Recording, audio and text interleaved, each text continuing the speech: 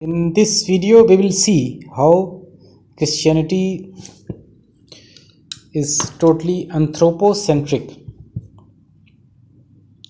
We know that there are two approaches to life: anthropocentric and biocentric.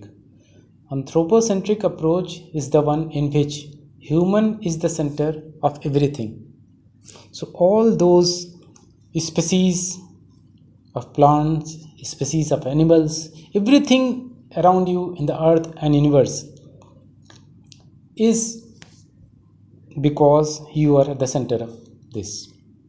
How you can mold them, how you can modify them so that the things around you will make your life comfortable, will make your life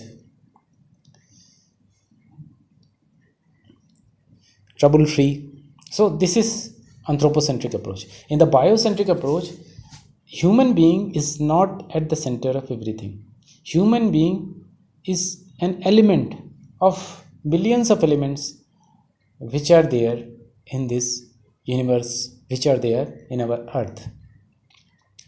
Maybe living, maybe not living. So biocentric approach means there are birds, there are bacteria, there are viruses, there are animals, and all these living species, and non-living means mountains, rivers, stones,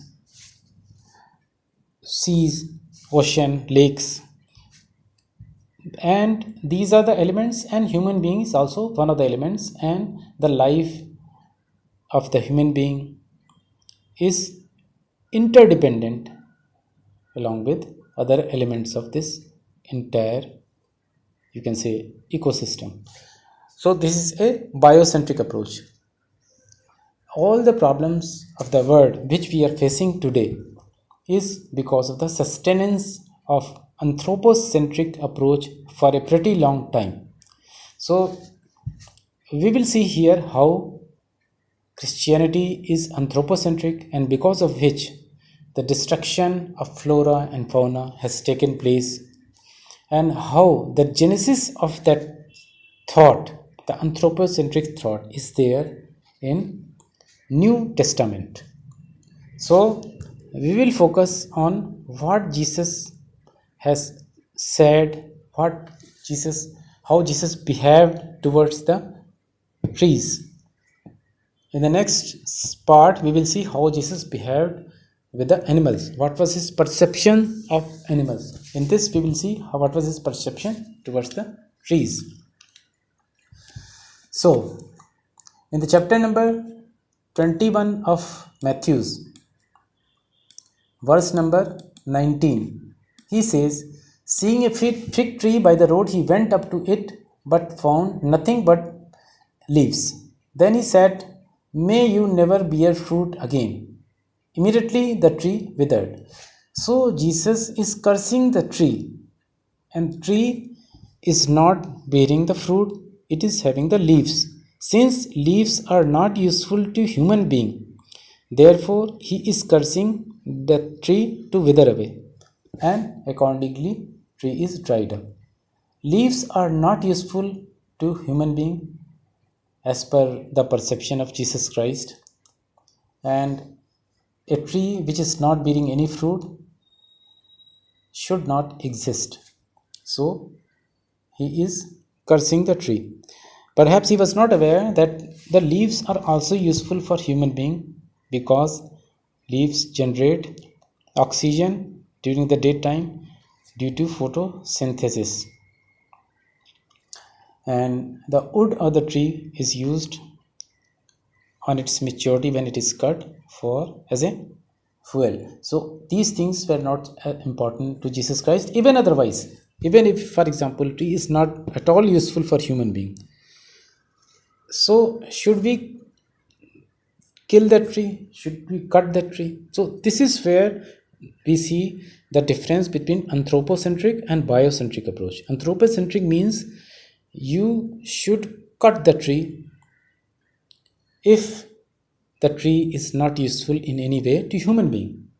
Biocentric approach says that you should not cut the tree even if it is not useful to human being, because it has its own right to exist. In other words, tree can also think that this human being is not at all useful to him. So why not cut this human being? So this is the biocentric approach, means every element of this universe, every element of this earth is having equal importance. We are interdependent. So tree has his own right to exist in this world, even if its fruit is not useful, even if it is not bearing the fruit. This is the biocentric approach which is missing here. Let us see some other some other verses where this tree is mentioned. And this is mentioned, we will see in the chapter number 7 of Matthew's, verse number 18. It is more or less similar. A good tree cannot bear bad fruit, and a bad tree cannot bear good fruit. Every tree that does not bear good fruit is cut down and thrown into the fire. So here Jesus is telling that a tree which is bearing the fruit, but that fruit is not useful to human being, then that tree is cut into pieces and thrown into the fire.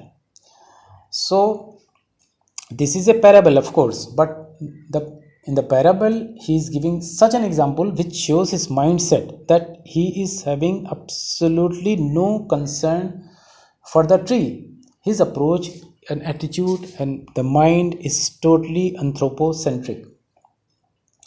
The bad fruit which, according to Jesus, is bore by the tree may be useful to other animal species, insects, but it is not useful to human being. Therefore, it should be cut and thrown into the fire. This is totally anthropocentric approach. Biocentric approach says that even if the tree is bearing bad fruit, it has its own right to exist. Now let us see if there is some other place where tree is mentioned. It is mentioned in chapter number 3 of Matthew's, verse number 10. The axe is already at the root of the trees, and every tree that does not produce good fruit will be cut down and thrown into the fire. It is more or less the same thing repeated here.